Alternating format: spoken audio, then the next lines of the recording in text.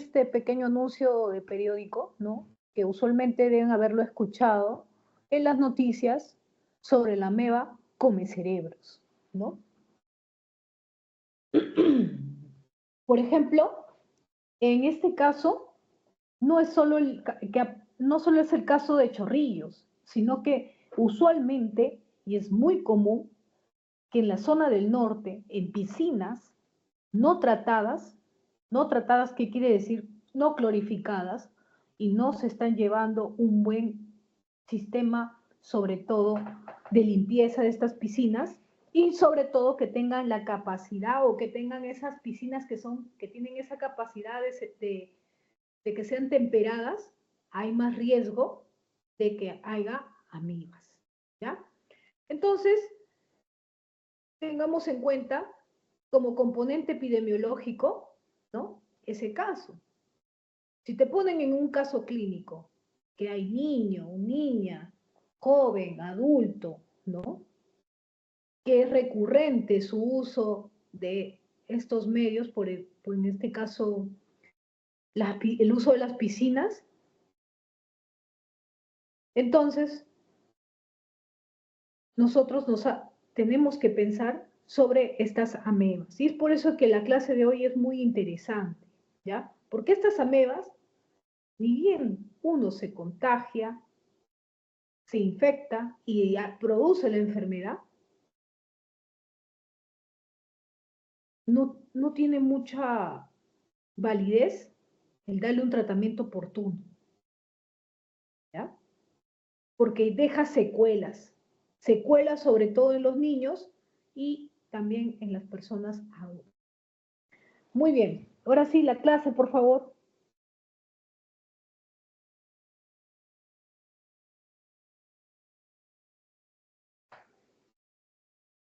Y ahora sí veo.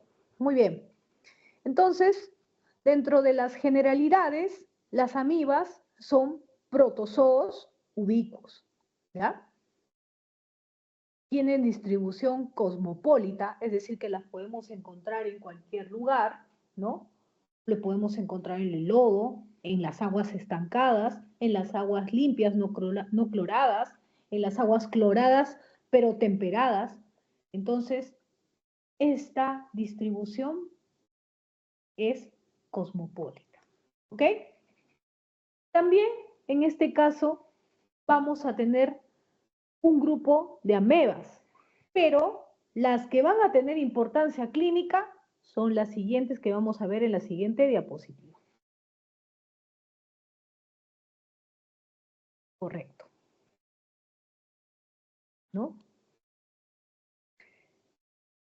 Bueno, justo le puse el recorte del periódico, fue del Comercio, ¿no? En el cual tenemos que tener en cuenta que toda mediasis, ¿ya? Está en relación a un componente muy importante que nosotros tenemos que tratar de averiguar cuando tengamos un paciente con una sospecha por una infección por amebas. Primero, la educación sanitaria, el lavado de manos, ¿no? Cómo es que guardan sus aguas residuales, lo clorifican antes de usarlas, ¿no? Antes de bañarse, etcétera, ¿no? Usualmente las amebas son o les gusta el agua dulce, las aguas residuales, el lodo, el suelo, y podemos encontrar un pequeño porcentaje, ¿ya? En humanos, tanto en sus fosas nasales y en la garganta de algunos individuos sanos, ¿no? Entonces, por eso es básico en el componente epidemiológico nosotros conocer la educación sanitaria, cómo podemos prevenir una infección por una ameba. Otro es el uso del alcantarillado, ¿no? Adecuada disposición de las heces, cómo es que estamos suministrando el agua potable y sobre todo el control de los vectores mecánicos. ¿Qué quiere decir control de vectores mecánicos? En este caso, hay hospedadores humanos y otros mamíferos que pueden estar inoculados de forma experimental, como en el caso de primates, ovinos, roedores, ¿no? Que están infectados por ellos.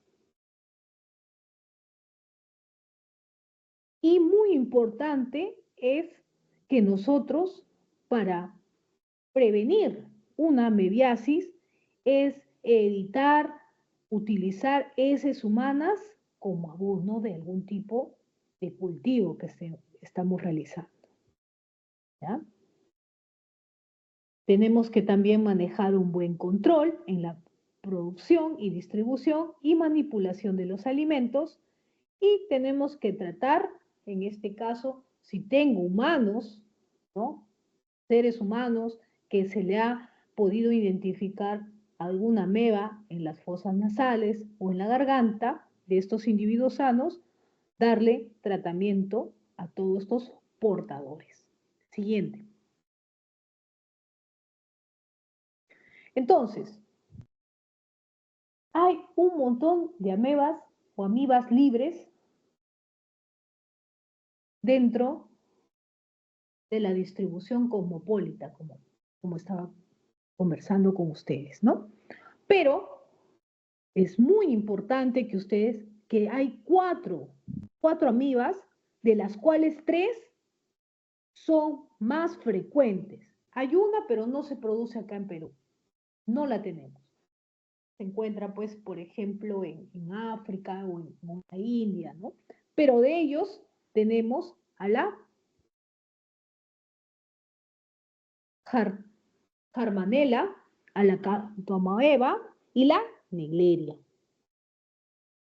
¿De qué familia pertenecen? Ahí está, ustedes lo pueden ver. La especie dentro de la Nigleria, que es la conocida ameba come cerebros, la Floweri. En las acantomoebas, la Castellani, la Culversoni y la Polifaga, ¿ya? Son una de las más importantes dentro de ellas, porque de las 3, las más peligrosas y las que llegan a matar y producen efectos irreversibles son la Cantomoeba y la Nigleria. Por lo menos la Jarmanella, en este caso, ¿ya? Puede presentarse, podemos encontrar, ¿no? Tratamiento oportuno y que nuestro paciente pueda responder adecuadamente. Dentro de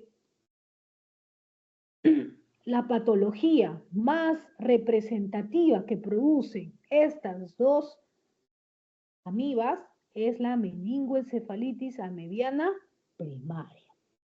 Muy bien, siguiente.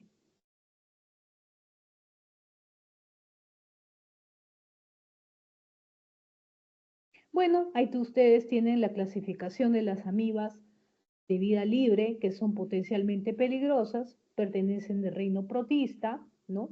Son protozoos, ¿no? Del filum Amebozoa, de la clase Discosea, ¿no? Del orden Centramoebidae y de la familia Acanthamoebidae. En este caso, la Cantomoeba, ¿no? ¿Y qué pueden ser 2? Castellani y la Culversoni. Muy bien. Y la otra de la Balcanfidae, que es la Negleria florei. Muy bien. Siguiente, por favor. Entonces,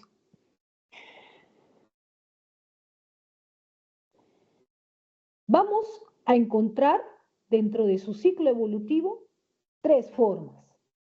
Las podemos encontrar, las amebas, en formas de quiste, en forma de trofozoitos y en forma flagelada. Ahí ustedes lo pueden ver, ¿no? Importante es que la Negleria florei entra a través del neuroepitelio olfatorio, ¿ya? Y causa la meningoencefalitis a mediana primaria en individuos sanos. ¿Qué quiere decir esto, doctora? Que no es necesario que nuestro paciente esté inmunodeprimido. Claro, es un factor de riesgo que sea más propenso, pero en personas sanas, la Naegleria florei puede producir meningoencefalitis a mediana primaria. ¿Y cómo es que infecta, no? ¿Cuál es su forma infectante? Los trofozoitos. ¿Ok?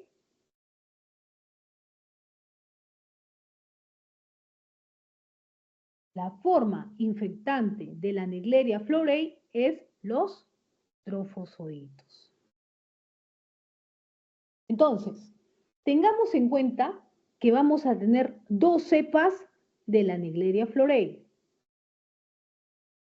Cepas que no son termófilas y que usualmente, como no son termófilas, son las avirulentas, y tenemos a la Naegleria florei, que son termófilas y virulentas, que están adaptadas a altas temperaturas, aproximadamente 46 grados, y tiene una característica, pues, muy importante de adaptarse a esta temperatura alta y que ésta pueda permanecer viva. Siguiente.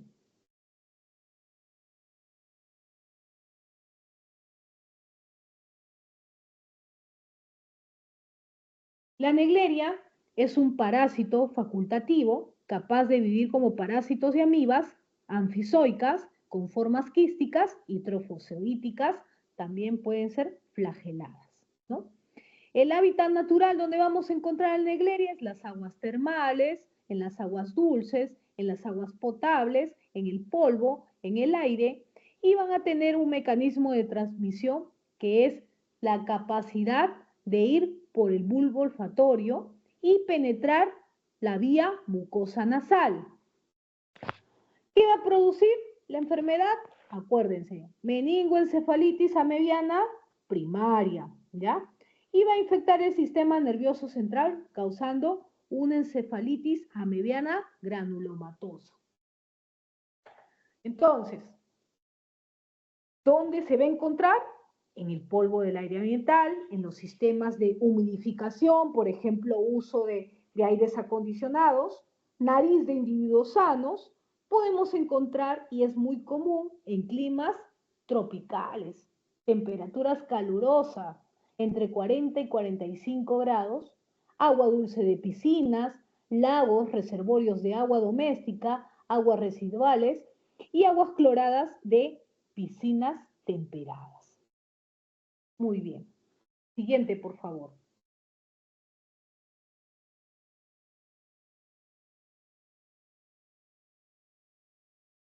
Muy bien. Dentro de la Naegleria florei, bueno, ya comenté esa generalidad, que es un parásito de distribución cosmopolita, que origina un problema de salud pública emergente debido al importante número de individuos al que va a parasitar, ¿ya? Y la mayor parte de casos de meningoencefalitis a mediana primaria se han comunicado en los distintos estados, como son Estados Unidos, la Florida, Georgia, California, países Bélgica, República Checa, Nueva Zelanda, India, Nigeria, Tailandia y también en Perú, ¿ya? En Perú, ¿en qué zonas es más frecuentes? Para que noten, Piura, Tumbes, en las zonas tropicales calurosas, ¿ya? En la zona costera. Muy bien. Siguiente.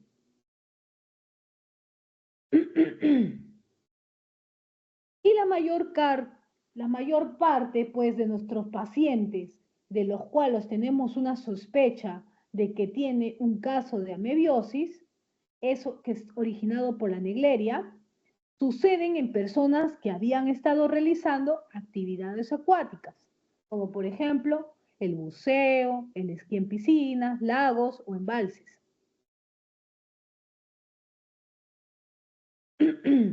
Las temperaturas altas van a potenciar el desarrollo de este parásito que puede vivir y soportar temperaturas hasta de 45 grados centígrados. Por lo tanto, también pueden estar presentes en los baños termales. Tengan en cuenta, si mi piscina está clorificada, no es una medida eficaz para que pueda destruir al parásito, ya que este puede seguir y lo vamos a encontrar con vida en aguas cloradas. Es por eso es muy importante, ustedes no sé si han visto, que a veces la DIGESA, parte del MINSA, manda siempre a sus equipos técnicos a evaluar y hacer cultivos, ¿no?, de las aguas de piscina. ¿Para qué? Para evitar estos casos de Naegleria. Ni bien se identifica a estas amebas, ¿no?, por vía microscopio nosotros ya podemos observar, ¿no?, y dar tratamiento sobre todo. Siguiente. Tenemos el caso que la Naegleria floreei también parasita animales como por ejemplo las ovejas, ¿ya? Pero en ellas la parasitosis no es patógena, como en el caso de los humanos, ¿no? Vamos a ver esta imagen donde observa la morfología de la Naegleria floreei. Ahí podemos ver un trofozoito, ¿no?, en la médula espinal. Ustedes pueden observar un trofozoito amebioide, ¿ya? Tiene una vacuola contráctil, se puede observar, se puede ver un núcleo con un nucleolo y vacuolas digestivas. Y también no sé si logran ver en la imagen que tiene, donde ve el puntero, un lobopodio, ¿no? ¿Cómo es que realiza este trofozoito su locomoción? Mediante lobópodos, ¿ya?, que va a permitir desplazarse y poder moverse. Vamos a ver también un citoplasma, como ustedes observan, granular, con mitocondrias, lisosomas y vacuolas. Y vamos a tener que este trofozoito amebioide de la Naegleria floreei ya va a tener aproximadamente entre 8 a 20 micrómetros. Siguiente. Muy bien. Entonces, ahí tenemos la morfología. Esas son las tres formas que vamos a encontrar a la Naegleria. Una de ellas es el quiste, ¿no?, que consiste en un solo núcleo, tiene un cariosoma grande, central, de aspecto estrellado. ¿Y cómo es que lo vemos en el microscopio normal? Ustedes pueden observar, ahí está, el quiste, de esa manera lo vamos a ver. Luego vamos a tener la forma trofozoito, ¿ya? La forma trofozoito se va a diferenciar del trofozoito flagelado porque primero el trofozoito amebioide va a tener forma cilíndrica o ovalada y va a tener aproximadamente 22 por 7 micras. Va a tener pseudópodos, ¿no?, lobópodos, un cariosoma muy grande y central, como ustedes lo pueden observar en la imagen. Y la forma flagelada, ¿no?, biflagelado, pero también puede llegar, ¿no?, a formar hasta 10 flagelos, ¿ya? Es una forma de pera, por eso le dice piriforme, con 2 flagelos largos, que pueden llegar hasta 10 flagelos, y en esta forma vamos a ver que es reversible a la etapa de trofozoito. Vamos a ver que tiene una vacuola contráctil, un núcleo en el extremo anterior, en la región flagelar. Ustedes ven en esa foto, ¿no?, el núcleo, cómo es que está en el extremo anterior, junto con la región flagelar. En el quiste, ustedes pueden observar que es un núcleo con un solo nucleolo, ¿ya? Tiene pequeñas vacuolas alimenticias y aproximadamente tiene un tamaño de 15 a 18 micrómetros, ¿no? Tengamos en cuenta que el quiste es muy importante. ¿Por qué? Porque de esta forma es una estructura de resistencia. ¿Por qué? Porque el agua, el lodo, las cosas que puedan tener en contacto con con la negleria, en este caso, si estén en forma quística, los va a proteger. Pero si es que hay sequedad, no hay humedad, este quiste se desintegra. Muy bien. Siguiente. Dentro del ciclo, ¿ya? Tenemos que tener en el caso, ¿no? Es que tenemos dos formas diferenciadas. Los trofozoitos, que son móviles, y los quistes, que son uninucleados, circulares e inmóviles. Y además constituyen la forma de resistencia del parásito. Los trofozoitos aparecen bajo la forma amebioide, ¿ya? Con capacidad reproductora, y bajo la forma flagelada, que presentan flagelos que deben perder para adquirir su movilidad y su capacidad reproductora. Muy bien. Entonces, ¿cómo es que se da esta patología? Primero, dentro del mecanismo de infección, tengamos en cuenta que la puerta de entrada son los trofozoitos. ¿Cómo? Mediante inhalación. Puede ser de polvo, de agua o aerosoles contaminados. ¿A través de qué? De nuestra cavidad nasal. ¿Ya? Estos trofozoitos que han ingresado a través de la cavidad nasal van a lisar y van a ingerir eritrocitos y otras células y van a atravesar toda la mucosa nasal y se van a ir por el nervio vivo. Luego de ello, se van a desplazar hasta el cerebro y es donde la patología que vamos a poder mencionar, que es una meningoencefalitis amediada, que tiene un periodo de incubación de 3 a 5 días, ¿ya? Y que los síntomas que va a presentar en este caso nuestro paciente son fiebre, cefalea, dolor de garganta, rinitis, que luego a las 72 horas de tener estos síntomas vamos a encontrar a nuestro paciente con rigidez de nuca, convulsiones, vómitos, coma, y luego de 6 días nuestro paciente se muere. ¿Qué tratamiento le damos? La anfotericina B y la polimixina B. ¿Por qué provoca todo esto en la negleria? ¿Por qué produce esta patología?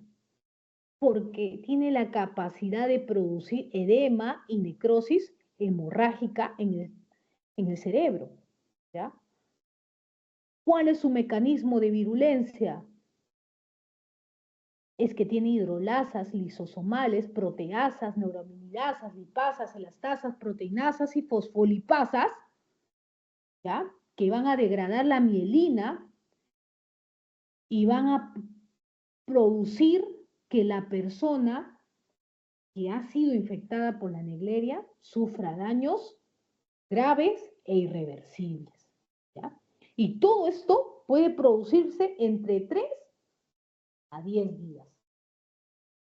Ya está. Incluso produce la muerte. Muy bien. Siguiente, por favor. Muy bien. Esas son imágenes de una biopsia de cerebro, ¿no? Y ustedes pueden ver ahí trofozoitos, ¿no? De la Naegleria florea. Entonces, de esa manera nosotros podemos observar cómo es que podemos diagnosticar. Primero, porque ya tenemos herramientas moleculares, como es el caso del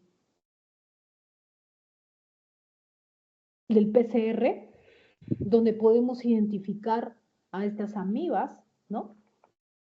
También cuando le hacemos una punción de líquido, ¿no? Cefalorraquídeo, porque vamos a tener un paciente con signos y síntomas meningios, ¿no? Vamos a poder observar en el líquido cuando hacemos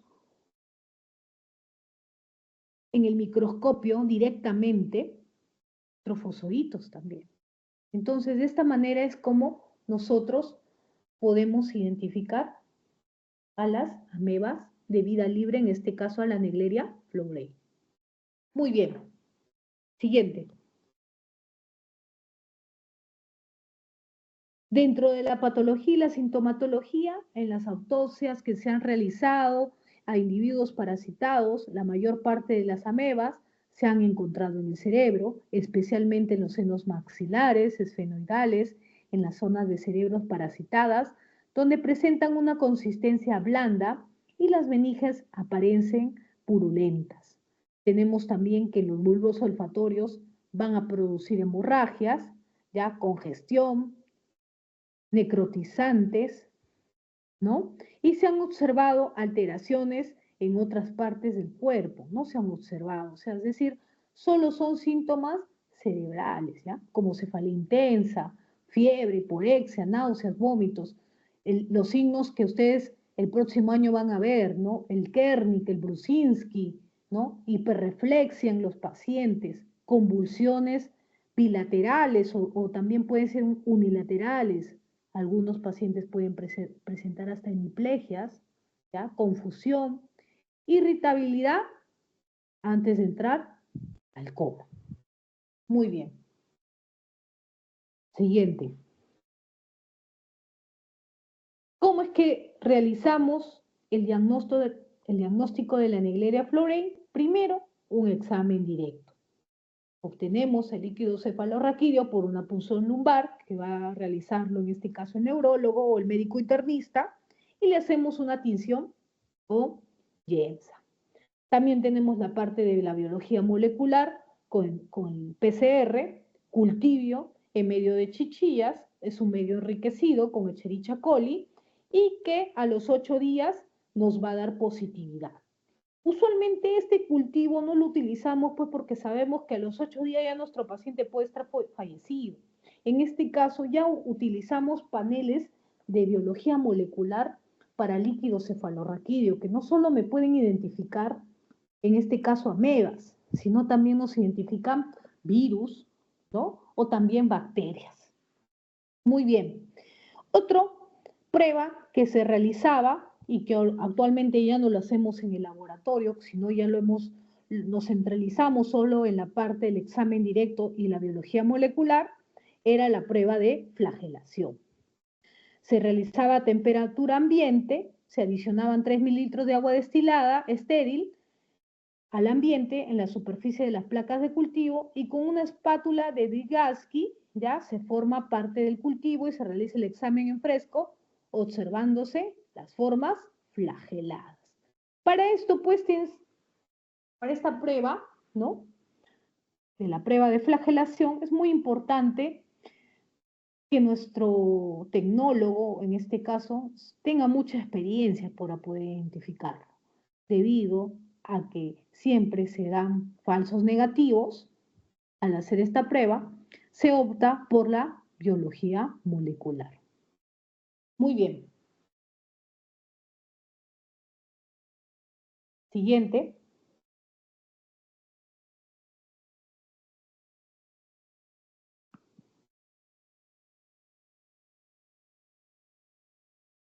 Entonces, para el diagnóstico de la Naegleria florei, primero tenemos el LCR, ¿no? El líquido cefalorraquídeo, en Yensa, como hablé, ¿no?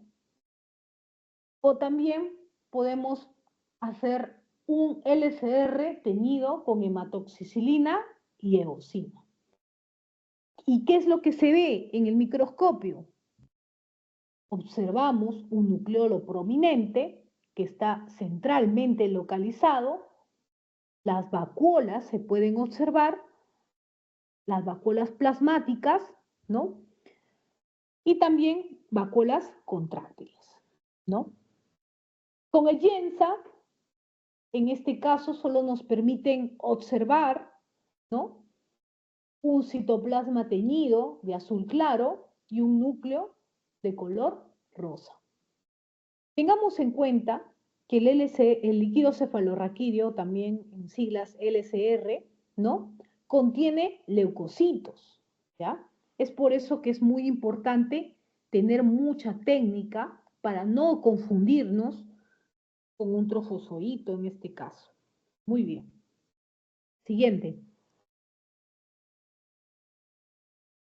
Entonces, tenemos que el diagnóstico, ¿no?, cuando se obtiene el líquido cefalorraquídeo, en este caso los neurólogos, cuando realizan la punción lumbar, ven el aumento de presión del líquido cefalorraquídeo, si está turbio, y cuando lo mandan al laboratorio, ellos siempre piden información sobre el aumento, si hay un aumento de los polimorfonucleares, cuando se le hace el examen citoquímico, en este caso la parte bioquímica, si hay un aumento de proteínas, en este caso albúmina, si hay disminución de la glucosa y si hay presencia de amebas o trofosoditos en ello. Muy bien. Entonces, de esa manera diagnosticamos las amebiasis. En este caso, a la Naegleria. Siguiente.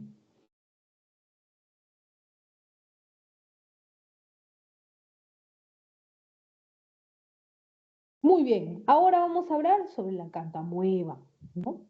Este parásito se encuentra también igual que la Naegleria en el aire, en la tierra, en el agua, y fue conocido como un agente patógeno ocular en 1973. Y puede aislarse generalmente en las vías respiratorias altas de los seres humanos, son resistentes a los desinfectantes, a los cambios de temperatura, y miren, a diferencia de la Naegleria, la cantamueva es un poquito más fuerte, porque sí soporta y vive a la desecación. Incluso se ha encontrado restos o se ha identificado a cantamueva en hielo polar. A ver, algo importante es que se han identificado más de 24 especies de cantamueva, ¿ya? Y solo algunas son patógenas. Siguiente.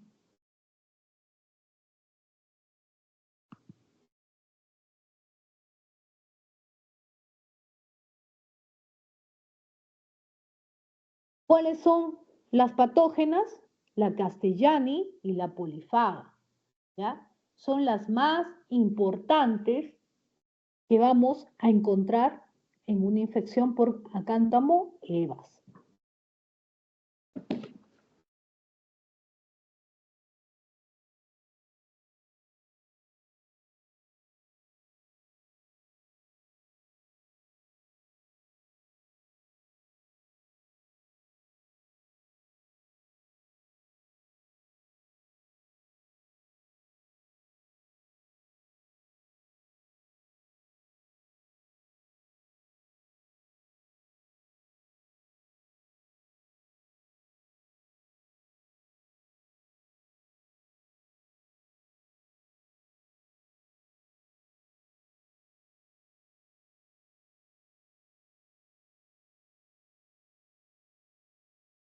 Muy bien.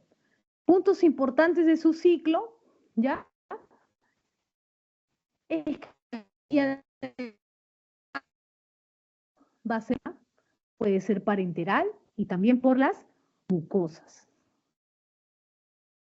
En su ciclo de vida, ¿ya? Se dice ¿me escuchan?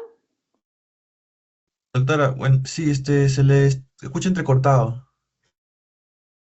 A ver, me voy a ir a otro lado a ver por internet.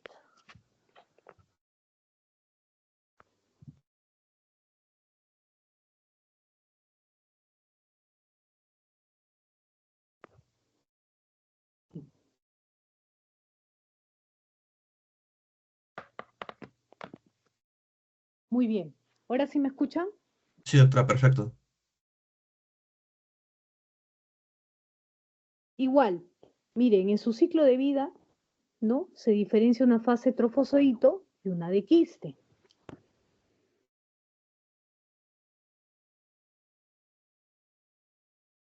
Los trofozoitos tienen una forma variable y se desplazan emitiendo pseudópodos, que son extensiones citoplasmáticas también involucradas en la captación de los alimentos.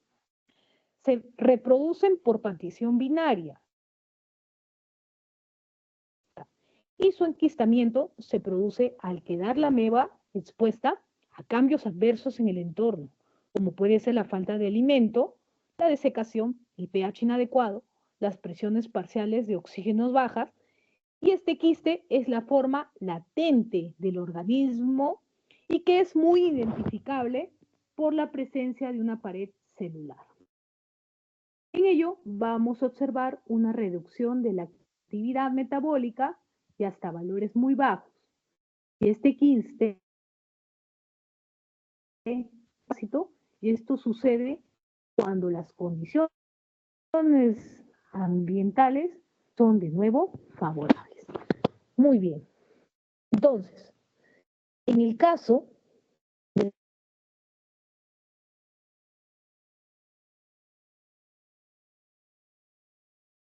la cantomoeba, primero Doctora, tenemos que saber que están distribuidos.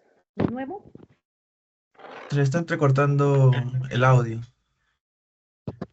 ahora, Sí, doctora, a ver si se escucha. Hace un momento se cortó el audio. a ver ahí, vamos a abrir la puerta.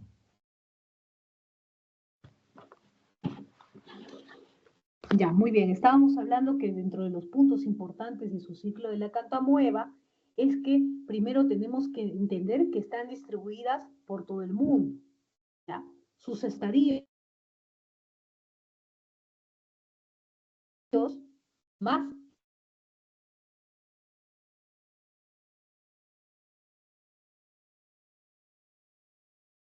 Doctora, no, se le está volviendo a entrecortar. Parece que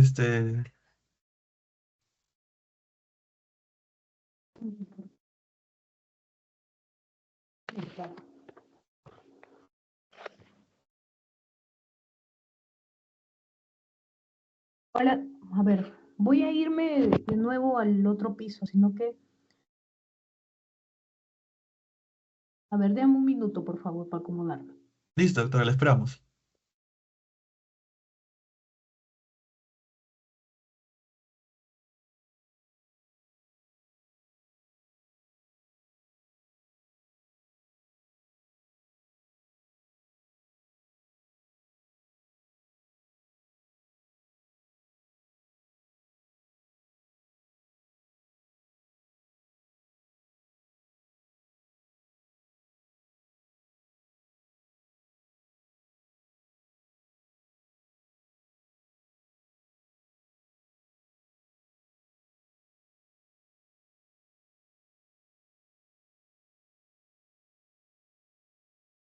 Entonces, estábamos hablando, chicos, que la cantoamueva está distribuida por todo el mundo, ¿ya?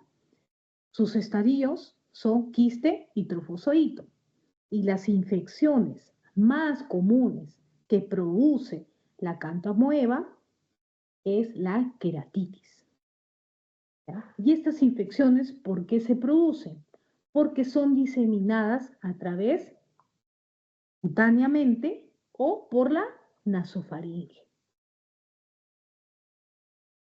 ¿Qué pasa? Estos trofozoitos y los quistes pueden entrar en el humano de diferentes formas.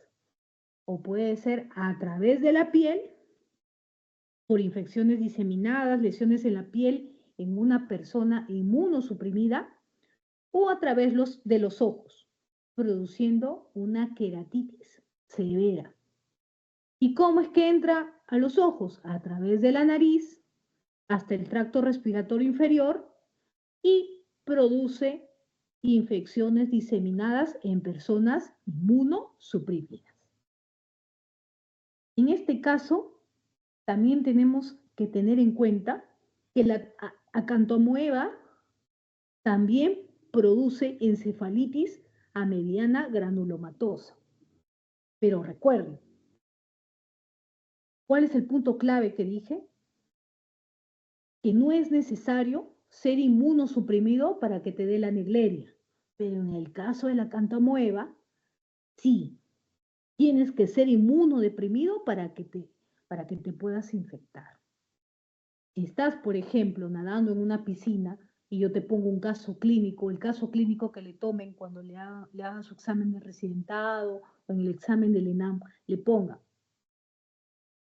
paciente, usuario de piscinas, nadador, diabético, que luego de 3 días pierde conciencia, rigidez de nuca y es diagnosticado como una encefalitis a mediana granulomatosa, mencione cuál puede ser, cuál de las siguientes. TBC, amediasis acantomueva, Naegleria u otros. ¿Cuál es? Solo por el componente inmunosupresión estoy hablando y el antecedente epidemiológico de haber usado piscinas, ¿no? En este caso, la cantomueva puede entrar también a través de los ojos y causa queratitis grave en personas sanas, ¿ya? Pero recuerden que está en relación, más relación en que en personas inmunosuprimidas que le va a dar esta enfermedad. ¿Ok? Siguiente, por favor.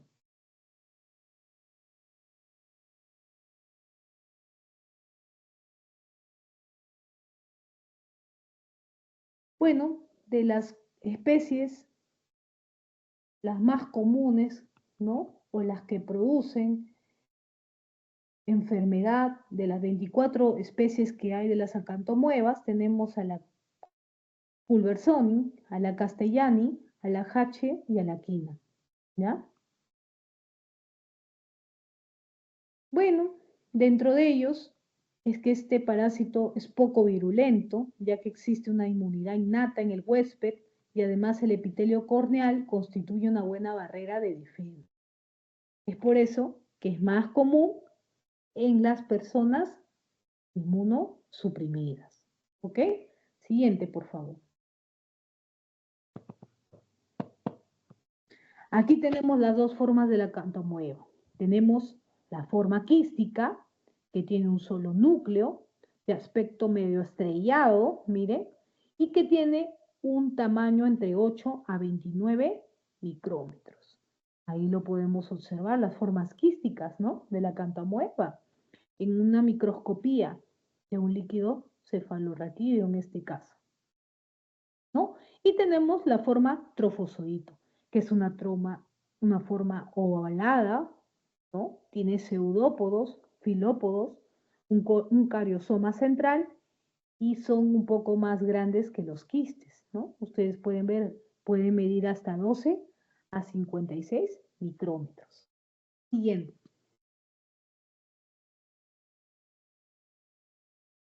Bueno, ahí le pongo la parte epidemiológica para que ustedes tengan en caso, ¿no? Y algo que también ustedes deben saber es que en países extranjeros donde el uso de los lentes de contacto es mucho más común, ¿no? Hay queratitis, en este caso, ocular, ¿no? Que se produce por la cantomueva. ¿Por qué? Porque no lo desinfectan los lentes de contacto y lo utilizan de manera sin ningún aseo, sin lavarse la mano, ¿no? Y eso produce, eso también hemos encontrado acá en el Perú, ¿no? Infecciones por las personas que son portadores de lente de contacto, se le cae el lente de contacto y se lo ponen de nuevo, ¿no? Lo están manipulando con la mano cochina. Es por eso que es muy importante educar al paciente para evitar esto, ¿no? Y que se debe hacer desinfectarse, en este caso lavado de manos, y desinfectar los lentes de contacto para su uso. En el caso de las poblaciones que no utilizan lentes de contacto, se ha descrito sobre todo en pacientes que tienen antecedentes como trabajo de ser agrícolas, ¿ya? Es un factor de riesgo, ¿ya? Y también es que se ha encontrado y está asociado a las infecciones corneales como lesiones oculares que estuvieron expuestas a agua o tierra contaminada en un medio rural. Muy bien. Siguiente. ¿Qué patologías produce la acantoamoeba? Tenemos la queratitis ocular, que se va a caracterizar por el ojo rojo, ¿no? Un dolor local. Vamos a encontrar diversas reacciones inflamatorias y sobre todo nuestro paciente va a tener visión borrosa. Y en el caso de la encefalitis granulomatosa cerebral, el tratamiento es ketoconazol, gentamicina y polymyxina B. Ahí tenemos en un cultivo, ¿no? Incrómico, como ustedes pueden observar, a la acantoamoeba polifaga, ¿no? Eso es lo que nos hemos podido cultivar a esta acantoamoeba polifaga y luego del cultivo se está llevando a una microscopía, ¿ya? Para poder observarla. Siguiente. Entonces, en el caso de las amebas de vida libre, ¿ya? Como es la acantoamoeba, tenemos que tener en cuenta que se encuentra como un contaminante en piscinas también, aguas dulces, aguas termales, ¿ya? Sistemas de distribución de sistemas de climatización también, instrumental en tratamientos dentales, máquinas de diálisis y lentes de contacto, ¿ya? ¿Qué temperatura le gusta crecer a la acantoamoeba? Entre 25 a 35 grados. Su quiste es muy resistente. ¿Qué más hemos hablado? Que tiene una capacidad de sobrevivir al agua hasta temperaturas de menos 20 a 56 grados, ¿ya? Y que la acantoamoeba se va a clasificar, ¿no? En base a sus características morfológicas. Tenemos de grupo 1, ¿no? Que es una forma que tiene 5 lados, ¿no? Lo podemos ver, observar de esa manera, del grupo 2 y del grupo 3. Siguiente.